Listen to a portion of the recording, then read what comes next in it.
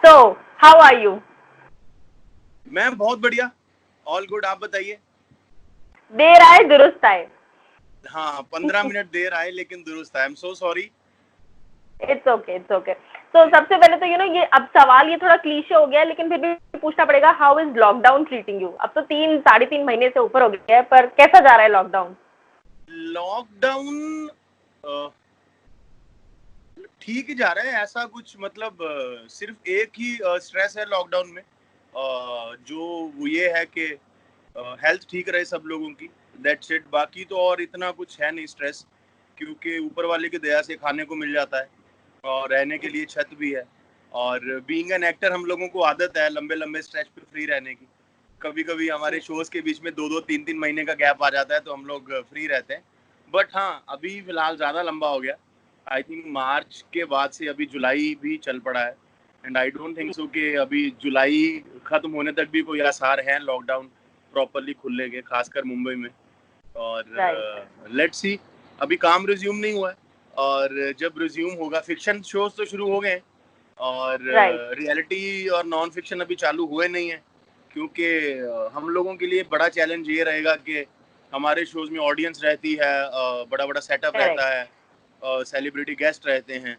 तो उन सब चीज़ों को एक साथ वापस फिर से कैसे, इन सारी जितनी भी जो गाइडलाइंस आई हैं उसके हिसाब से मैनेज करना कैसे हो ट्रू। पाएगा, वो उसको लेके थोड़ा स्ट्रेस है। Otherwise lockdown is good. और बैठे हैं घर पे, खा रहे हैं, पी रहे हैं, सो रहे हैं, ऊपर वाले का नाम ले रहे हैं, दोस्तों की सोशल मीडिया पोस्ट देख रहे हैं। बस चल रहा है, टाइम कट रहा है। राइट। जैसे आपका नया ट्रैक भी है, शुक्र करो कि कम से कम छत मिली है और खाने को मिल रहा है, बिल्कुल तो बिल्कुल बिल्कुल। शुक्र करो के बारे में सबसे पहले तो क्या कुछ कहना चाहिए? क्योंकि मैंने भी जब गाना सुना, मतलब ऐसे नहीं है कि जस्ट बिकॉज इंटरव्यू कर रही हूँ इसलिए बोल रही हूँ, बट बहुत ही पीसफुल और ऐसे एक होता है ना, दिल को सुकून देने वाला गाना है, मतलब जी तसल्ली जी से आप सुन सकते हैं। तो जी। वैसा लगा मुझे, जेन्युइनली वैसा लगा, मैं झूठी तारीफ नहीं कर रही हूँ। तो आपका क्या एक्सपीरियंस था और कैसे ये थॉट प्रोसेस आया, सब बताइए। ऑनेस्टली ज्योति, क्या हुआ जब लॉकडाउन शुरू हुआ ना, और सडनली जी। सब लोग पैनिक कर गए थे, बिकॉज हमारी हम्म। जनरेशन को खास करके हमने कभी कुछ ऐसा देखा ही नहीं है।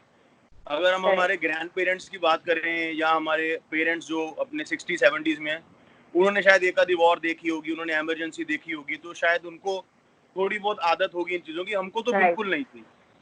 हम्म। तो सडनली मैंने ये नोटिस किया कि बहुत सारे म्यूजिकल ट्रैक्स आ रहे हैं जिनमें हम्म। सब लोग ये बोल रहे हैं कि we'll fight back, these days will hmm. Also pass, सब ठीक हो जाएगा, सब बढ़िया हो जाएगा। लेकिन मुझे लगा कहीं ना कहीं कि बहुत चीजें ठीक भी हैं। हम्म। बहुत करेक्ट। चीजें बहुत चीजें, क्योंकि ग्लोबल पेंडेमिक के टाइम पे जहाँ पर लोगों को खाने को नहीं मिल रहा है, लोग मर रहे हैं, घरों तक नहीं पहुंच पा रहे हैं, बहुत सारे ऐसे लोग हैं जो घरों में सेफ बैठे हैं, जो करेक्ट। जो घरों में बैठकर अपनी कुकिंग स्किल को एक्सप्लोर कर रहे हैं, जो घरों में बैठकर हम्म। सोशल मीडिया पे लोगों से इंटरेक्ट कर रहे हैं। Everybody has turned out into a correct. Chef. तो मुझे लगा यार राइट। कुछ कुछ कुछ ऐसा आना चाहिए जो लोगों को ये बताए कि काफी कुछ ठीक है, there is hmm. Still hope. अभी भी इस बुरे वक्त में बहुत चीजें अच्छी हैं, उसके ऊपर हम्म। कुछ बनाना चाहिए। क्योंकि मैं जब भी लोगों का सोशल मीडिया पोस्ट देखता था ना, तो कोई छोले हम्म। भटूरे बना रहा है, कोई पेंटिंग कर रहा है, कोई डालगोना कुछ कॉफी कर रहा बना है। रहा है। हाँ। और जब उनसे फोन पे बात होती थी, सब लोग ये बोलते थे, यार लॉकडाउन में तो वाट लगा दी यार, बुरे हालत है। तो मुझे लगता था कि हम्म। ग्रेटिट्यूड शायद कहीं ना कहीं मिस कर दिया लोगों ने लाइफ के मिस अंदर, कर दिया। कि क्योंकि चीजें लाइफ में इतनी इजीली अवेलेबल हो गई हैं हम लोगों को, कि हम लोग ये भूल गए हैं कि ये बहुत कीमती हैं, ये बहुत एब्सोल्युटली। प्रीशियस हैं। जैसे सब लोगों को अभी अपना फ्रीडम बहुत कीमती लगने लग जाएगा। जो हम लोग लॉकडाउन काम खत्म होने के बाद। काम से छुट्टी मिलती है तो मुंह उठा के लोनावला, मुंह उठा के दुबई, कहीं भी घूमने हम्म। चले जाते थे। अभी मुंह उठा के सोसाइटी से बाहर भी नहीं जा पाते हैं। तो फ्रीडम की करेक्ट। वैल्यू पता चली है लोगों को। तो जब भी लाइफ में दोबारा हमको ऐसे फ्रीली घूमने को मिलेगा, we'll thank God, we'll thank our right. Doctors, जितने भी हमारे फाइटर्स, फ्रंटलाइन वॉरियर्स हैं, उन सबको। तो मुझे लगा ऐसा कुछ आना चाहिए। बस उसी के ऊपर मैं, जो हमारा कंपोजर है कुणाल, जी। उसी का बीच में कॉल आ गया था, इसलिए अभी थोड़ा हो गया। तो जी। उससे बात हुई, मैंने बोला यार कुछ ऐसा करते हैं जो ग्रेटिट्यूड हम लोग जो मिस कर रहे हैं उसके ऊपर कुछ करें। जब उसने स्थाई बनाई गाने की, मुझे लगा तो बहुत अच्छा बन गया। फिर हमारा जो हम्म। लिरिक्स राइटर है मनी, उसने बहुत अच्छा लिखा, दीप्ति ने बहुत अच्छा गाया, सुयश मैंने जब वोकल भेजे, मैंने Right. बोला अरे कुछ मैं कर रहा हूँ, तो उसने बोला ये मैं गाऊंगा, ये तुम किसी और को मत देना। तो मैंने बोला चलो अपने घर के लोग हैं, सब भाई हैं, मिलजुल के हम लोगों ने ऑडियो तैयार किया। ऑडियो फिर सोनू सूद पाजी को भेजा और जी। पाजी ने ऑडियो सुना and he was very happy कि I am very proud of you Balraj यार, अच्छा बना है। तो मैंने बोला पाजी आपसे ये चाहिए, मैं चाहता हूँ कि वीडियो ऐसा बनाना चाहता हूँ मैं। तो मैंने उनको नहीं बताया कि ये आपको ट्रिब्यूट करना है, लेकिन मैंने उनको बोला कि आप कुछ इसमें मुझे पार्ट दे दो अपना शूट करके। फिर धीरे धीरे करते करते प्रिंस को दिखाया, उसको अच्छा लगा एंड प्रिंस यूवी का उन्होंने बड़ी मेहनत से अपने घर पे शूट किया। हर्ष भारती, राइट, सबने अपने आप शूट सबने किया अपने वीडियो, अपने अपने आप शूट किया। एंड ऑनेस्टली ऐसा नहीं है क्योंकि मैं जुड़ा हूँ इस काम से, मैंने बहुत सारे वीडियो देखे हैं और ड्यूरिंग लॉकडाउन बहुत सारे work from home, shoot from home देखा है, लेकिन इसको देख के नहीं लगता कि ये घर पे शूट किया गया। इसको हाँ देख के एग्जैक्टली नहीं लगता कि सब लोगों ने अलग अलग शूट किया, ऐसा लग रहा है कि एक ही बंदे ने शूट किया सब कुछ।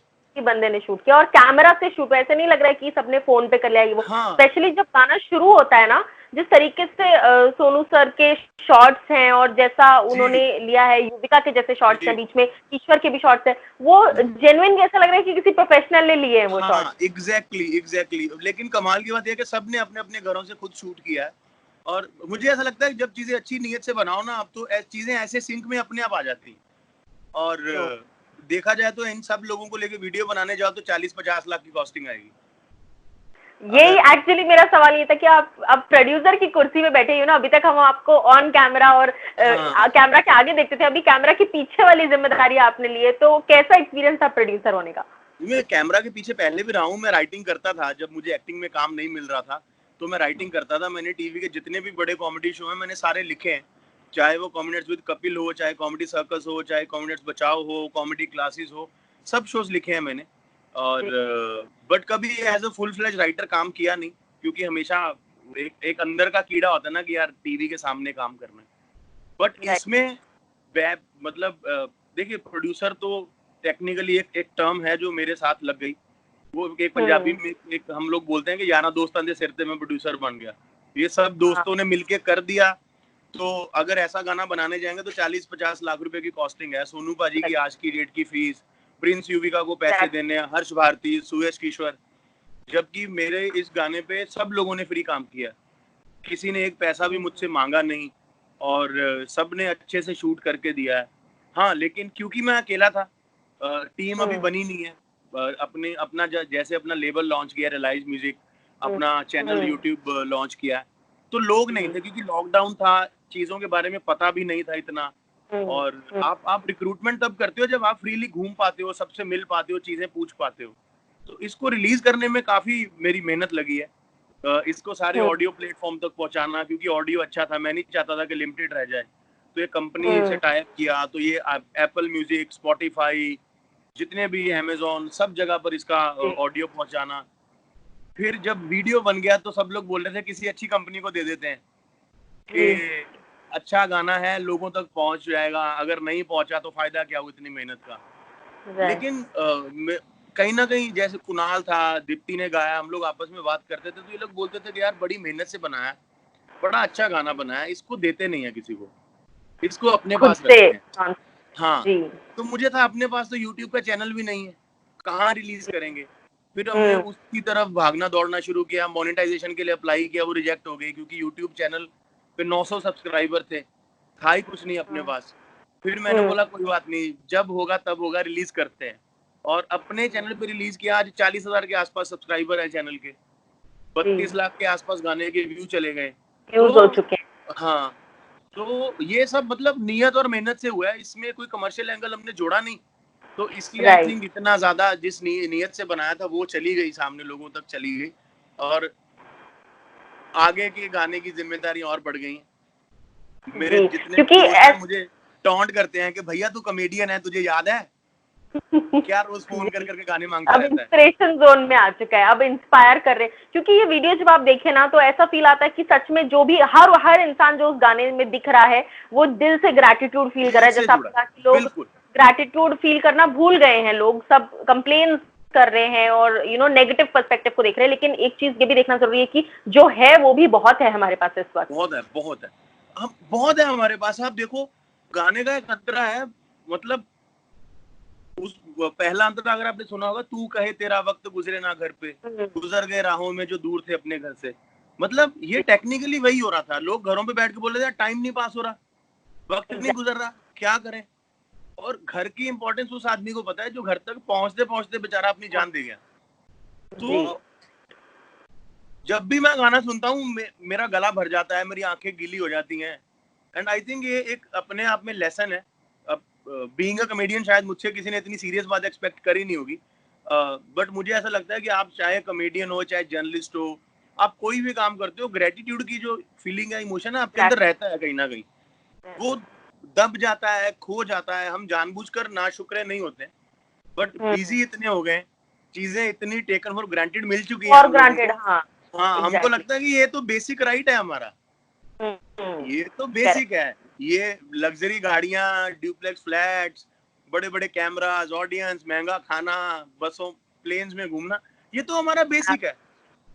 लेकिन ड्यूरिंग दिस पेंडेमिक मैंने रियलाइज किया कि जिंदगी इतनी अनफेयर है, even God is so unfair, कि वो है ना सोनू ये पाजी की, दिनों ने सबको दिखा दिया है, कुछ एग्जैक्टली भी हो सकता है। वो सोनू पाजी की बिगिनिंग में लाइन है ना कि दुआ तो हर माँ की सच्ची होती है, फिर करेक्ट। क्यों कोई बच्चा गिरता और कोई उठता जा रहा है, मतलब इतना डिफरेंस क्यों है।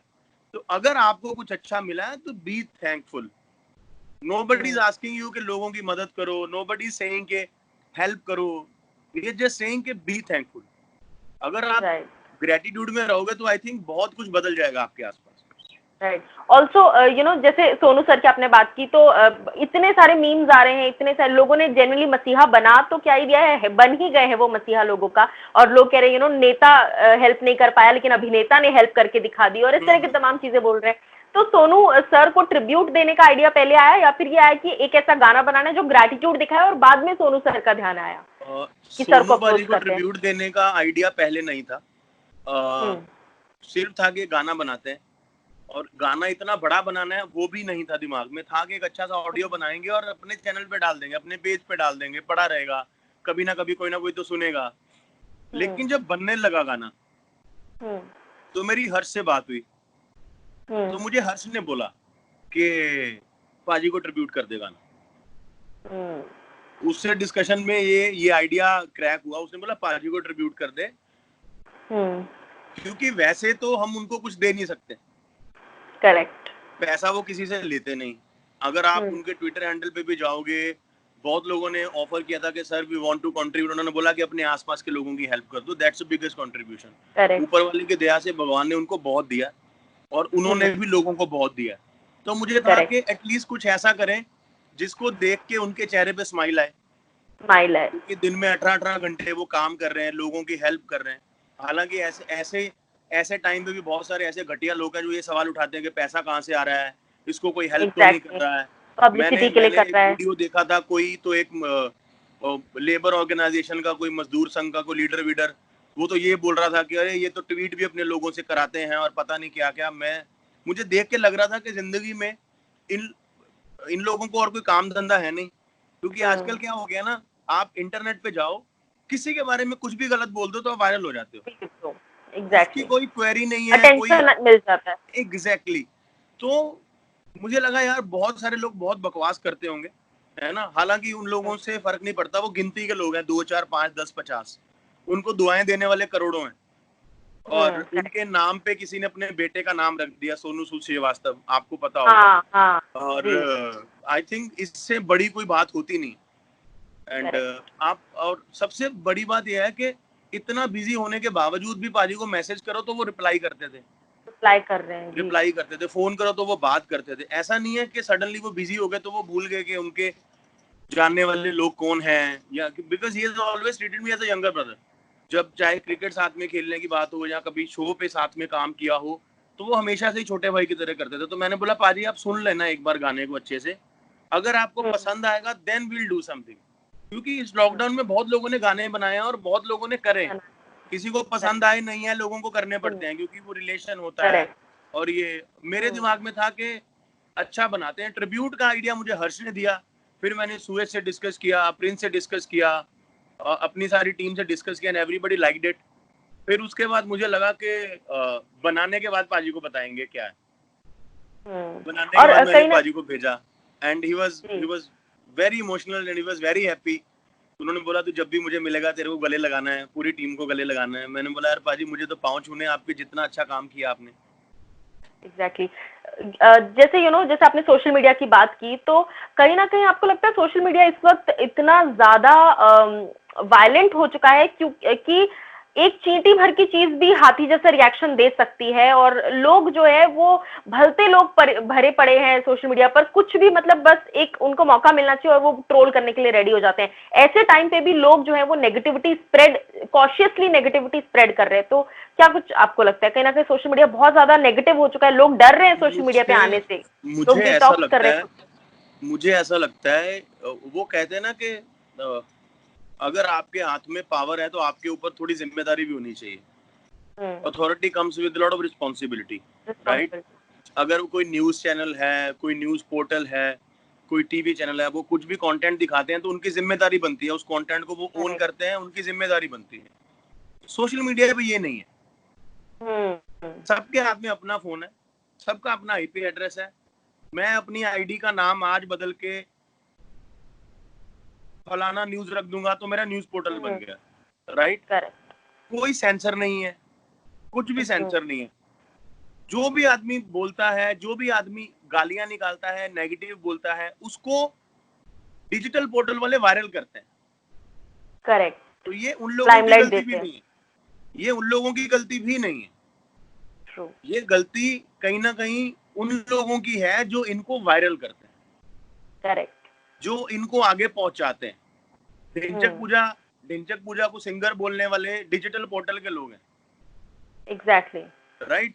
उसको बिग बॉस तक पहुंचाने वाले वो लोग हैं। वो आप लोग देखो बहुत सारे टैलेंटेड लोग हैं जो अच्छा काम करते हैं, वो बेचारे कहीं आगे पहुंच नहीं पाते। लेकिन पहुंची। ऐसे ऐसे लोग हैं जो जिनको देख के आपको हंसी आती है, आप एंटरटेन होते हो, एक अलग चीज होती है। बट उनको आर्टिस्ट का टैग दे देना, गलत है। करेक्ट। उनको आर्टिस्ट का टैग दे देना गलत है।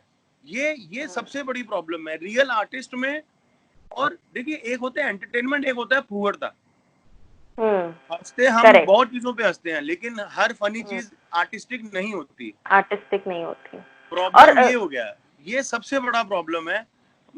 मुझे इतना बुरा लगता है, I have faced these kind of things, कि अगर अगर आपके वीडियो के ऊपर मिलियन व्यूज नहीं है, then people will not consider you celebrity. Exactly. तो मुझे ये बड़ा अजीब लगता है। बट अब वही है, सबके हाथ में अपना फोन है, जिसका जो मनाए करेगा, और उनको फ्रीडम है करने की। लेकिन कहीं ना कहीं आई थिंक उनके वीडियोस को उठा के उनकी इंटरव्यूज करने वाले लोगों को थोड़ा जिम्मेदार बनना चाहिए, उनको इनको अवॉइड करना चाहिए। हम लोग बोल देते हैं कि जो लोग देखेंगे हम तो वही दिखाएंगे। हम ये भूल जाते हैं कि हम लोगों को जो दिखा रहे हैं लोग वो देख रहे हैं। जब तक हम दिखाएंगे नहीं, लोग वो देख नहीं पाते। ये उल्टा है। देखेंगे भी। अगर आप मेरा इंटरव्यू करोगे नहीं तो मेरा इंटरव्यू छपेगा कहाँ पे? एग्जैक्टली। मेरा कहाँ छपेगा इंटरव्यू? हम लोग ये देखते हैं कि अरे इसका उस बंदे ने इंटरव्यू कर दिया तो ये तो वायरल हो गया, हमें भी करना है। तो वो उस पहले आदमी की सबसे बड़ी गलती है।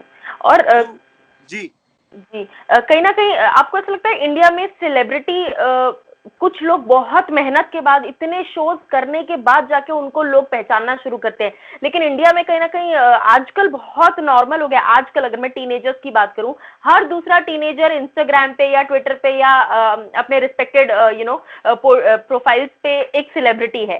तो इंडिया में बहुत सस्ता हो गया है एक आर्टिस्ट का टैग हासिल करना या सेलिब्रिटी का टैग हासिल करना।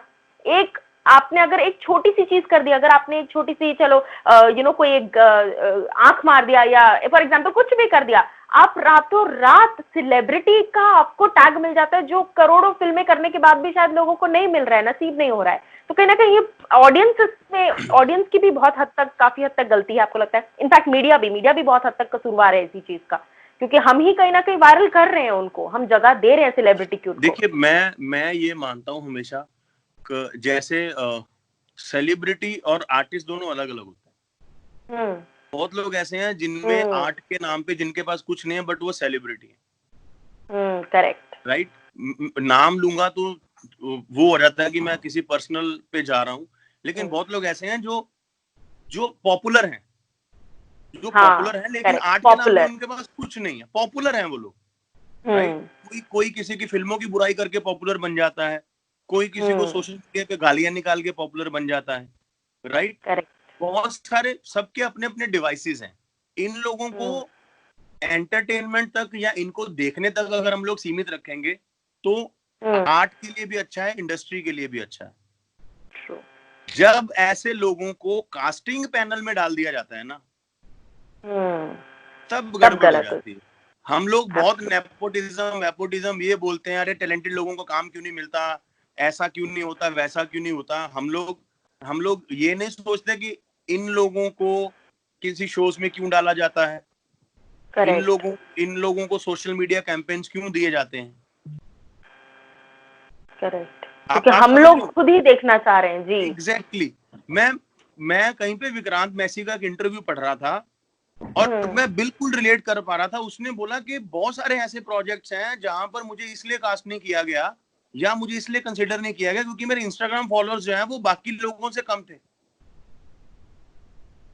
तो आप ये देखिए, आजकल होने क्या लग गया ना, आपको एक्टर बनने से पहले अपना इंस्टाग्राम स्ट्रॉन्ग करना पड़ेगा। एग्जैक्टली। तो जिसको सोशल मीडिया नहीं चलाना आता, जिसके पास पैसे नहीं है, जिसके पास कनेक्शंस नहीं है, एक्टर का मतलब एक्टर होता है, आर्टिस्ट मतलब आर्टिस्ट होता है। आपके आर्ट की कदर होनी चाहिए। नंबर्स, अच्छा आदमी है तो आप उसको लेके आओ अपने प्लेटफॉर्म पे, नंबर उसके अपने आप बढ़ जाएंगे। आप देखिए इसके पास ऑलरेडी नंबर है तो उसको लेके आते हैं। वेब सीरीज में कास्टिंग ऐसे होती है, म्यूजिक वीडियोस में कास्टिंग ऐसे होती है। अगर आप टैलेंटेड को नहीं हो, डजंट रियली मैटर। आपके टिकटॉक पे 11 मिलियन फॉलोअर्स हैं, चाहे वो कैसे भी वीडियो डाल के आए हो, लोग आपको म्यूजिक वीडियो में कास्ट करते हैं। ट्रू।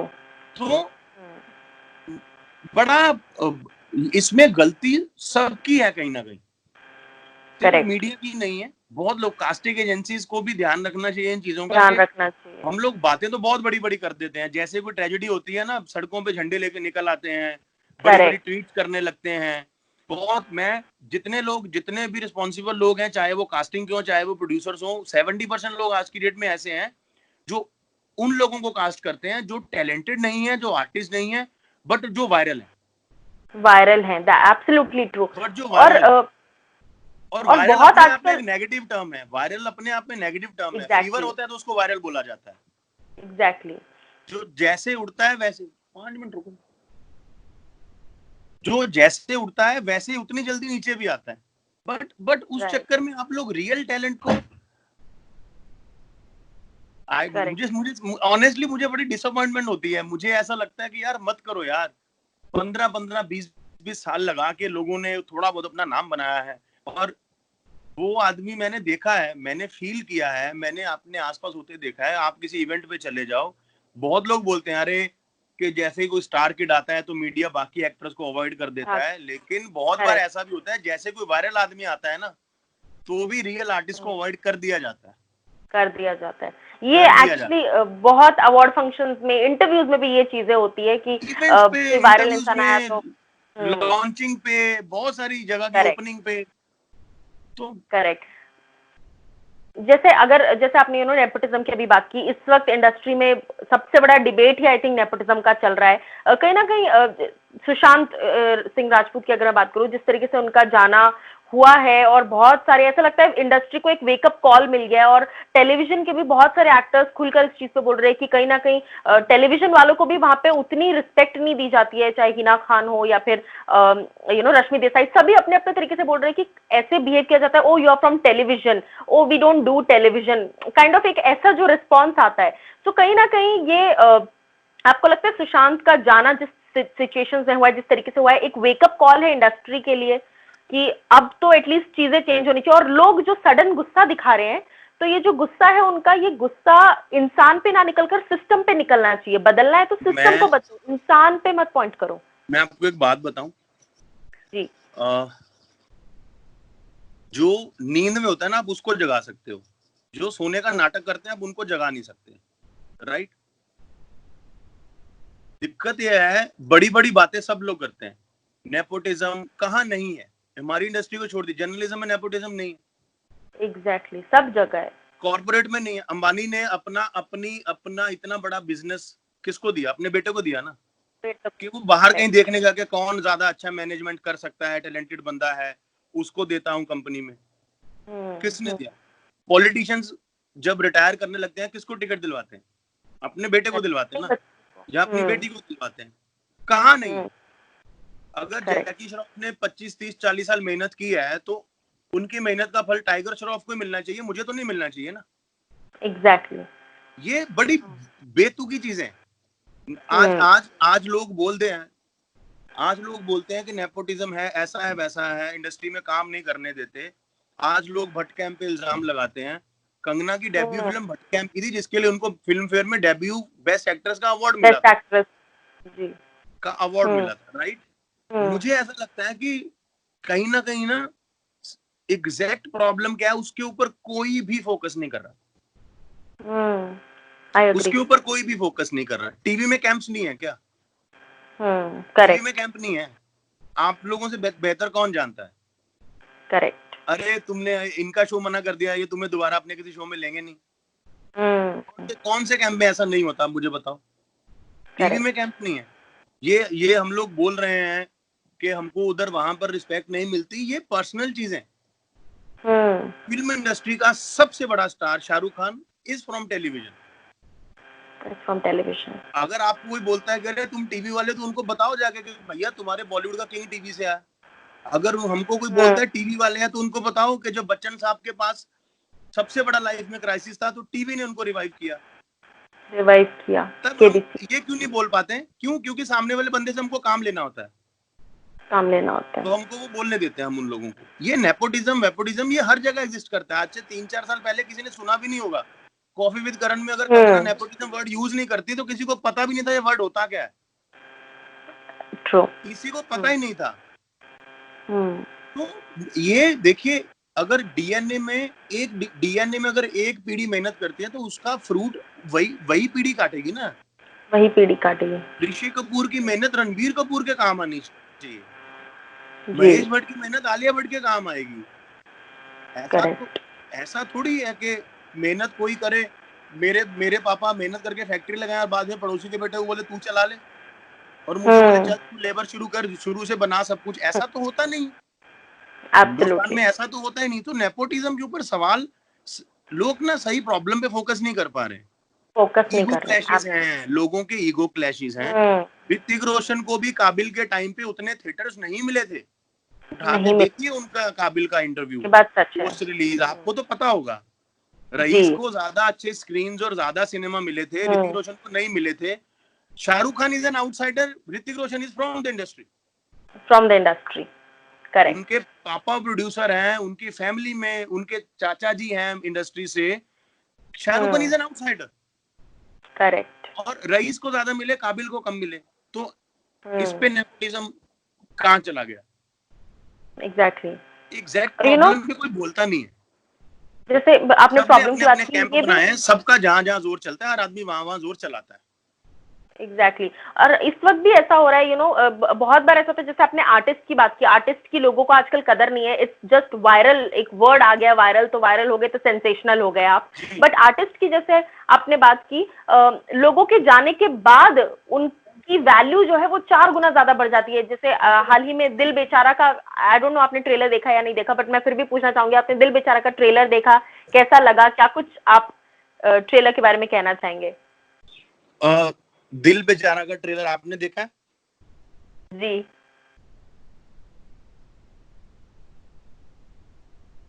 देखिए, जो भी सुशांत भाई के साथ हुआ बहुत गलत हुआ, बहुत गलत हुआ है।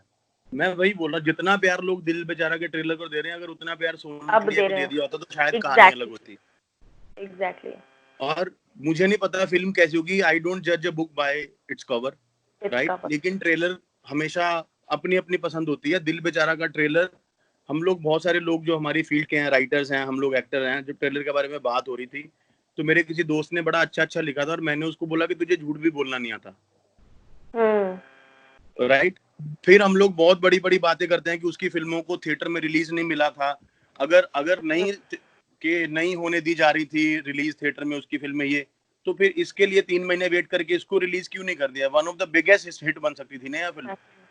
एग्जैक्टली। तो जो बोला जा रहा है ना वही नहीं होता, वही नहीं सब होता। चीजें मतलब समझ में नहीं आता एग्जैक्टली। तो I am nobody to comment on this. मैं कोई बहुत बड़ा वो नहीं हूँ, लेजेंड आदमी नहीं हूँ, मैं खुद एक छोटा मोटा एक्टर हूँ जो अपना मेहनत करके अपनी जगह बनाने की कोशिश कर रहा है, लेकिन रोज नई चीज आती है जो आपको समझ में नहीं आती। एक तरफ तो वही बड़े बड़े लोग बोलते हैं कि अरे उसकी फिल्मों को थिएटर नहीं मिलने देते, ऐसा होता है वैसा होता है, और जब उसकी लाइफ की सबसे बड़ी फिल्म जो बन सकती थी उसको आपने हॉटस्टार पे रिलीज कर दिया, हॉटस्टार पर रिलीज कर दिया, और जब कहीं ना करण कहीं जौहर ने ऑडियंस के ड्राइव को इमोशंस के साथ नेटफ्लिक्स खेल रहे और हैं, जब करण जौहर ने ड्राइव को नेटफ्लिक्स पे रिलीज किया तो उसके ऊपर सवाल उठा दिए। सवाल उठा दिए। तो दिक्कत ये, एग्जैक्ट जितनी मोहब्बत उसके ट्रेलर को दे रहे हो आप, अगर उसकी पुरानी फिल्मों को दी होती, सोन चिड़िया अच्छी फिल्म है, मैंने देखी, देखिए बाकी धोनी हिट हुई, काई पोची हिट हुई, तो क्या चलेगा क्या नहीं चलेगा ये कोई डिसाइड नहीं कर सकता, कोई डिसाइड नहीं कर, और ऑडियंस उससे के हाथ ऑडियंस के हाथ में, और ऑडियंस भी कुछ भी करती है, कुछ भी। आई ऑडियंस भी अग्री, कुछ भी करती है। सो आई इन अग्री। चीजों के ऊपर बोलना हमेशा गलत ही होता है, इन चीजों पे हम लोग कभी बोल ही नहीं सकते कि अरे अच्छी लग रही कि बुरी लग रही है। कुछ चीजें आप, कुछ लोगों को बहुत बुरी लगती हैं, 500 करोड़ इकट्ठे कर जाती हैं, कुछ कमाल की चीजें होती हैं फ्लॉप हो जाती, तो आप क्या कर एग्जैक्टली। पाओगे, कुछ नहीं कर सकते आप उनके बारे में। बट फिर वही बात है, अब हम लोग ये बोले कि अरे उस फिल्म को देख लेते, तो अगर ऑडियंस को नहीं अच्छी लगी वो क्यों देखेगी? क्यों देखेगी, करेक्ट। ऑडियंस देखिए, सिंपल आर्ट अपनी जगह है, टेक्निकली तो ये बिजनेस है ना, हर आदमी ने 500 रुपए अगर थिएटर में खर्च करने जाना, उसको चीज अच्छी लगेगी तो जाएगा। चैरिटी तो वही कर करेक्ट, रहा है, वो भी मेहनत करके पैसे कमा रहा है। अगर हम करेक्ट। मेहनत करके, लोग बोलते हैं कि अरे मेरी टिकट के पैसे वापस करो, लोग लिखते हैं ना जो फिल्म अच्छी नहीं लगती, जी, तो कभी किसी गुस्से में, हाँ। प्रोडक्शन हाउस ने, कभी वाईआरएफ ने किसी एक्टर को बोला है तेरी फिल्म फ्लॉप होगी, हमने 100 करोड़ लगाया था, वापस कर? वापस कर, एब्सोल्युटली। वो तो नहीं बोलते। धर्मा ने अगर कोई फिल्म प्रोड्यूस की हो और फ्लॉप चली गई हो, तो वो क्या एक्टर से पैसे मांगते हैं ट्विटर पे लिख के? सो उनका पैसा है, वो कहाँ लगाएंगे उनका कॉल होना चाहिए। जब करेक्ट। तुम्हारा पैसा तुम कौन सी टिकट खरीदने पे लगाओगे, कौन सी फिल्म देखने, जब ये तुम्हारा कॉल है 300 रुपए का, तो 30 करोड़ का कॉल लेने का हक भी उस आदमी को होना चाहिए ना जिसका पैसा है वो। आई अग्री, तो डेफिनेटली। बट यू नो, पता नहीं, पल्ले नहीं पड़ती मेरे, ऑनेस्टली मेरे पल्ले नहीं पड़ती। मेरे को लगता है हर जगह टांग खिंचाई होती है, स्पोर्ट्स हो, इंडस्ट्री हो, म्यूजिक हो, हर जगह टांग खिंचाई होती है, हर जगह टांग राइट। खिंचाई होती है। सोनू निगम टी सीरीज ने लॉन्च किया, आज टी सीरीज के खिलाफ ही झंडा निकाल के बैठे हैं, तो पर्सनल इश्यूज है ना। वो राइट। हर जगह होता है ये सब, आपकी लाइफ में थॉट, आपके प्रोसेस जो हैं वो डेली चेंज होते हैं। ये पता नहीं, जो चला गया वो चला राइट। गया, उसके जाने के बाद लोग क्या कर रहे हैं ना, जो मन में आ रहा है बोल रहे हैं, ताकि उनके वीडियो के व्यूज बढ़ जाएं और उनको चेक आ जाए यूट्यूब से, वो वायरल हो जाए, ये बात कहीं ना कहीं सच है, ये बात जी। है ना। अगर मैं आपको बोल रहा हूँ कि ये आलू का पराठा है, लेकिन उसके अंदर निकलता ही है इडली, तो आप मेरे ऊपर केस करोगे ना। लेकिन यूट्यूब पे आप जाओ, उसके ऊपर लिखा होता है कि मिल गया सुशांत का कातिल, और अंदर कुछ भी नहीं होता। कुछ नहीं होता। तो ये गलत प्रोपेगेंडा वाले वीडियोस को कौन कौन पब्लिश होने देता है, कौन इनको प्रमोशन करता है, इनकी एड कैसे लग जाती है, ये अप्रूव कैसे हो जाते हैं? एग्जैक्टली। तो और कोई ये फिल्टर बहुत भी नहीं बड़ी है, चीज, इसके हर बारे में इंसान बात करने जाएंगे इन्वेस्टिगेशन तो कर कोई रहा ना है। कोई गोली मार देगा हमको। एग्जैक्टली। नहीं, जैसे अब ऑब्वियसली ये सारी बातें तो बहुत हो गई, लेकिन खतरों के खिलाड़ी का बज़ भी बहुत ज्यादा है, और ये सवाल तो पूछना बनता ही, क्योंकि फैंस ने भी बोला था पूछना है। तो अभी जो चल रहा है, जैसा हाल चल रहा है, रियलिटी शो शूट नहीं हो पा रहे, लेकिन क्या खतरों के खिलाड़ी रीलोडेड में हमें आप देखने को मिल सकते हैं, ये खत्म होने के बाद, 10 खत्म होने के बाद?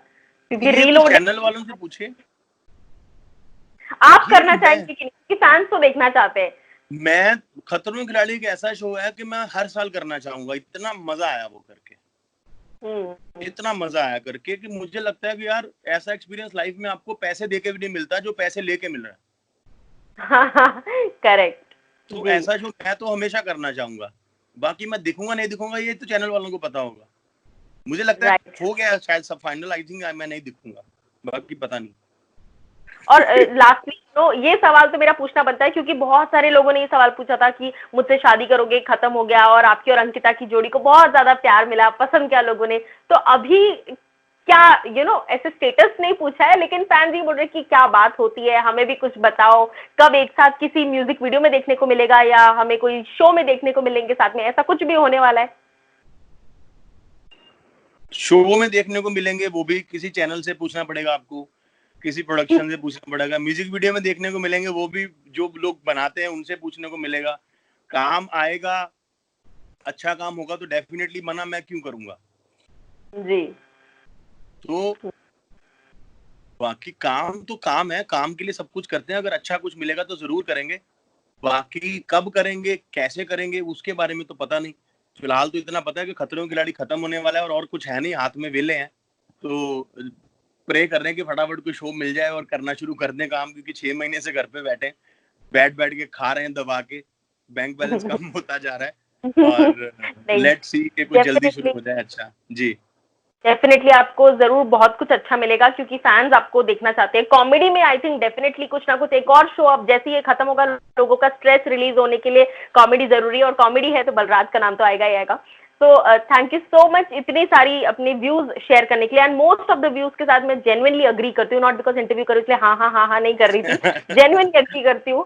बिकॉज ये पहली बात तो दो स्टेटमेंट्स होते हैं, ये जो पब्लिक है ये भी सब जानती है, और ये जो इंडस्ट्री है ये भी सब सब जानते हैं, जानती है, और सब जानबूझ के ही सब चीजें होती है, हर इंसान सब को सब जानते हैं। पता है।